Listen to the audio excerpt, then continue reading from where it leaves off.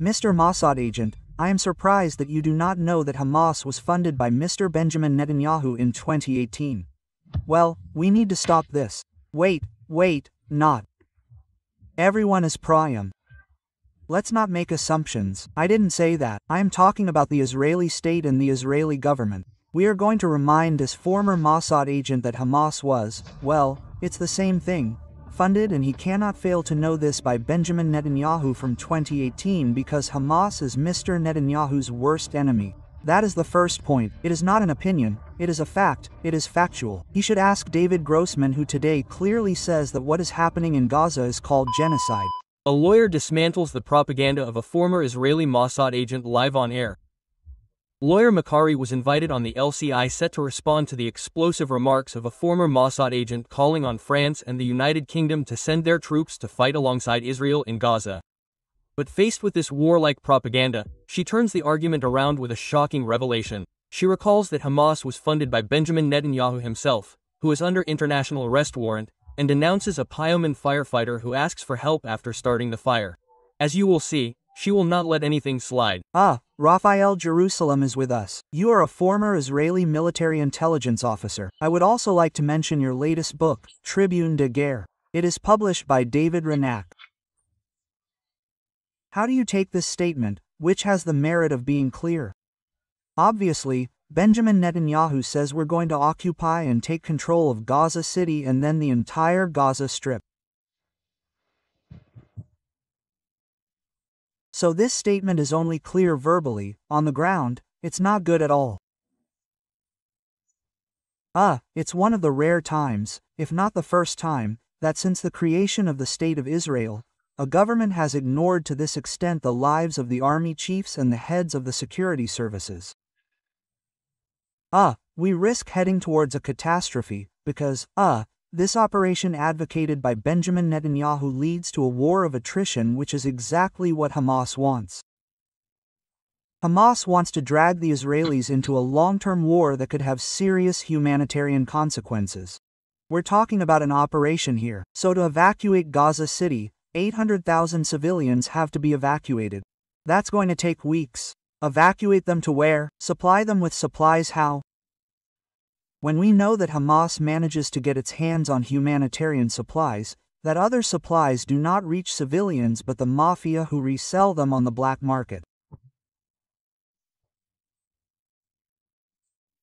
That, once Gaza is evacuated, the army estimates an intensive 4 to 5 month fight that will involve between 4 and 6 IDF divisions at a time, when the country is economically and nervously exhausted, and when, above all, the soldiers and reservists are exhausted after almost 2 years of uninterrupted combat. As a former Mossad officer, you say, this measure taken by Netanyahu is madness. Yes, a military intelligence officer. It's madness on the security level. On the political level, he may have his reasons. I pray that it may be a bluff, in consultation with Donald Trump, as we did with the Iranians, that is to say, to put pressure on Hamas, but that, given the reality of the facts, we will not go as far as announced. Because otherwise, we are heading for disaster. The Chief of Staff of the IDF, it's not just my personal opinion, told the government no later than yesterday, even before the government voted on this operation, that we were heading towards a black hole. That's the word he used. Raphael Jerusalem, as you mentioned, it's very rare for there is such a disagreement between an Israeli army chief of staff and the executive. The government, it has practically never happened. It has practically never happened, especially since here, the army has its cards on the table. The army says what problems it will face. The main problem, apart from what I mentioned on the humanitarian and military level, is the fate of the hostages who are sacrificed, whether they are executed by commas. In my opinion, from the first days of this operation, commas will start executing the hostages one by one to slow down or stop the Sal operation. Everything has been put on the table. Unfortunately, it must be understood that apart from the political decision, we are in a democracy where the government can decide whatever it wants. but the members of the security cabinet today in Israel are not authorized, are not trained to make this kind of decision. We have especially in the far-right fringe people who have never served in the army, who have never worn a uniform and have no idea what they are being talked about, so it is still very serious to make a decision on these bases. Stay with us if you will, Raphael Jerusalem. Reaction on this set to what Raphael just said. It is incredible the gap between Caroline Mecary, the army, the services and Benjamin Netanyahu who says let's go. So I think we should remember the first obvious fact from a legal point of view. This seems really necessary to me, which is that Benjamin Netanyahu's decision is a decision that he has no right to make. He has no right to occupy Gaza as the Israeli army currently occupies 75% of it, and he has even less right to decide to occupy it further. Legally, it is very clear. Yes, you know that this is not going to work. Yes, that will not slow him down. And yet what is interesting is that in fact we understand that the decision he is making is a political decision. That is to say, we know very well that he absolutely needs to continue the war in order to stay in power. I would like to remind you that he has just dismissed the Israeli Attorney General who threatened to set up a commission of inquiry into the flaws in the attack of October 7, 2023. So he must stay in power. That is the first objective. But there is an objective that goes much further and that must be recalled and of which we really have all the elements, as the two associations B'Tselem and the other Israeli association have recalled, on the existence of war crimes, crimes against humanity and an ongoing genocide. And here it is the continuation of the genocide and ethnic cleansing because from a military point of view, Hamas on the ground has been eradicated. Yeah, that is very clear, everyone knows it. That's also why the Israeli army, as your guest just said, is opposed to this invasion which, in addition, will require the displacement of between 800,000 and 1 million people. How are we going to do it? Where are we going to take them? And then how are we going to manage things? So the picture is the messianic picture. What we forget is that now we have moved from military Zionism to a supremacist Jewish supremacist movement that truly wants. Is that your opinion? No, that's not my opinion. No, that's not my opinion. I'm really not the only one. Not all Israelis are pro-Benjamin Netanyahu. It doesn't matter. It's who governs today. Whoever governs today is still in a democratic position. I just told you that the Attorney General has just been dismissed, that even before October 7th, Benjamin Netanyahu was trying to bring the Israeli Supreme Court into line. So, he calls himself a democracy, he is an elected official. The goal is to create a greater Israel. Why does he have supremacist ministers in his government? No, that's not an opinion. Madam, we won't use that description. I'm sorry, but we're not going to ask you to use it. I'm not asking you to. It's not an opinion, it's a fact. It was stated by Gideon Levi, it was stated by Charles Durlin, by many intellectuals and experts on the situation. So that's what's behind the decision he just made. Yeah.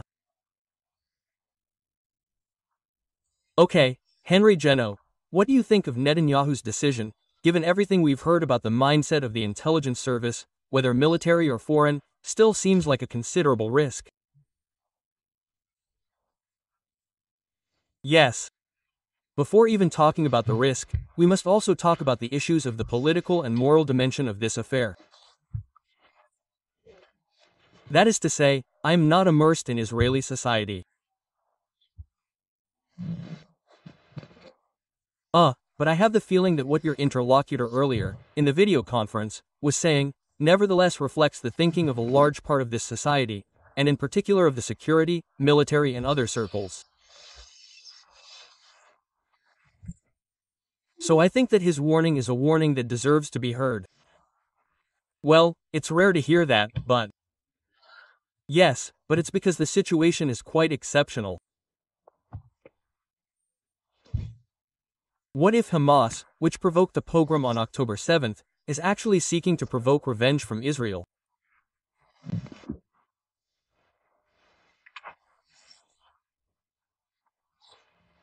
And I think that the Israeli government has fallen into this trap, and it has more and more moved towards a form of revenge rather than towards what should have been the orderly, reasoned reaction of a democracy like, as you say,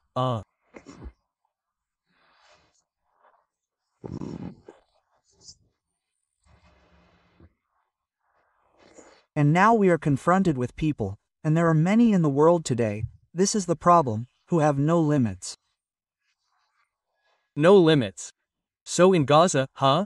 Yes, but it is what is happening in Gaza, we must understand, even when we love Israel very much, and that is my case.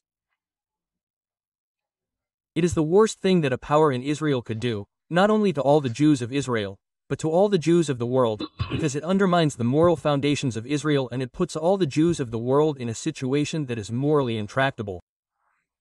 Of course, I am making you listen and well. I just have one comment on democracy. So yes, it is a democracy in the sense that the majority in parliament decides the country's policy. But I will not go back over the arguments of Ms. MC. There is much to say about what the Supreme Court and the legal system were like, but it is important to understand that this is the result of two things. It is the result of proportional representation, which gives power to small, pivotal parties, and secondly, of the rise in power in Israeli society, firstly demographically, by the way, of, not just the extreme, the orthodox, the ultra-orthodox. These ultra-orthodox who do not do their military service, as has been mentioned, who have a lot of children. It is to such an extent that demographers believe that in about 15 or 20 years, they will represent 30% of the Israeli population. And so we are faced with the idea that if we continue like this, we will find ourselves in an impasse where the only way out will be to know, which population will be deported or massacred. In a word, Raphael Jerusalem, when Netanyahu says, well, we're going to take control of Gaza and Gaza City, but we're going to govern in accordance with the French, Mr. Macron. I think there's also an abusive and slightly strange generation. You just pointed out that many Israelis don't agree with the government's current policy. In any case, not with this operation. I don't see how a Jew who lives in Paris or Marseille is concerned or involved in this decision. In a word, Raphael Jerusalem, when Netanyahu says, well, we're going to take control of Gaza and Gaza City, but we won't govern. What does that mean? Who is he putting in place of Hamas or the Palestinian Authority? So, he's counting on the Arab countries, he's counting on two things. The support of Washington with humanitarian aid that will in fact be financed and even logistically provided in collaboration with the Americans. Because Israel itself cannot feed 2 million people indefinitely. People. It is a country of 10 million people that feeds 2 million people. And then he believes that the Arab countries would be inclined to invest financially, logistically, but also militarily. So the armed forces of Arab countries, the Emirates, Saudi Arabia, even some Arab countries have suggested it. The difference is, why continue this operation? Why not hand over control of the Gaza Strip to an international force now? Because the best thing Israel can do today is to close the door to Gaza and throw away the key. And if there is an international force, blue helmets, green helmets, yellow helmets, who are ready to assume this responsibility, which is the responsibility, I remind you, of the entire international community. When we talk about a humanitarian crisis, we are talking about a global responsibility, like in Burundi, like in Congo. And so, that would be the best thing, in the end, indeed, because that is where the shoe pinches in all this. There are military achievements, and Saul will do the work, even if he does not agree, but behind the military achievements, there is no political follow-up, no decision in what is called the day after. Nothing is really clear about this day after. Yes. And about governance. Caroline Mecary, reaction to everything that has just been said. You see, it's not just anyone. Raphael Jerusalem who says, no, but wait, the best thing we can do is to close Gaza and ask our Arab neighbors for a peaceful solution or the blue helmets. That's just it. It's just a figment of the imagination. And if you had a representative of the Palestinian Authority on your panel, he might tell you exactly the opposite. In reality, what we understand is that the choice of Netanyahu's government, that is to say the state of Israel, in this decision to invade Gaza with the 5 weights.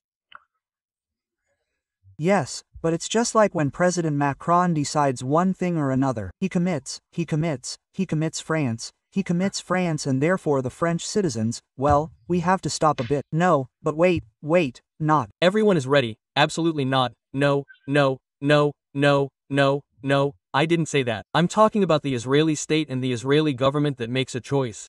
This choice very clearly, as your guest said, in fact, Mr. Netanyahu does not want the day after. Because what would wanting the day after mean? It would mean finding a political solution. What does a political solution mean? It means the withdrawal of the Israeli army from the Gaza Strip, which it already occupies 75% of, and it means the implementation of a political solution with one state. So it could be the two-state solution, although in reality today this solution is completely dead. It is dead. So what does that mean? It means a binational state with the same rights and the same duties for all the inhabitants of the region. But this, Netanyahu and his ministers, supremacists, I call them supremacists, we don't hesitate to call them fascists. They have a messianic aim, they don't want it. What is the international community going to do? Well, nothing, it will continue. Right now, the UN is demanding an immediate halt to Netanyahu's plan to take control of Gaza.